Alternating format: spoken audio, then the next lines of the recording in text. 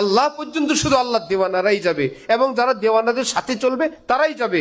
যে বলবে হ্যাঁ আমার আছে না, আমার বই পুস্তক আছে না, কিতাবাদি আছে না। হযরত তানবী লিখছেন, এক লোক বাজারে যায়, কেউ জিজ্ঞেস করলো কোথায় যান? বাজারে যাই। কেন? গরু কিনবো। বললেন গরু কিনবো ইনশাল্লাহ? বলেন গরু কিনবো ইনশাল্লাহ।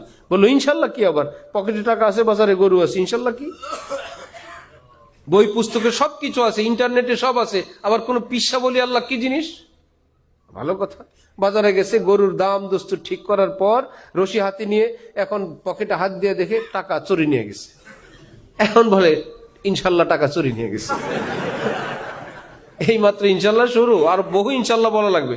ইনশাল্লাহ পরে কিনবো, ইনশাল্লাহ আজকে যাই। এরকম যারা জিন বিশ্বাস করে না করে না করে না করে না, ওর মেয়েরে যখন জিনে ধরে হুজুরের কাছে নিয়ে বলে বিশ্বাস তো করি না, দেখেন তো কিসে ধরছে। কোন ডাক্তার তো চিকিৎসা করতে পারে না। ভাই হক্কানি আলেমরা যেটা বলবেন, গায়ের জোরে, ক্ষমতার জোরে, বুকের দাপটে বিরোধিতা করবেন না। একটা ঠোঁট জিহ্বা আছে বলেই লালবেন না।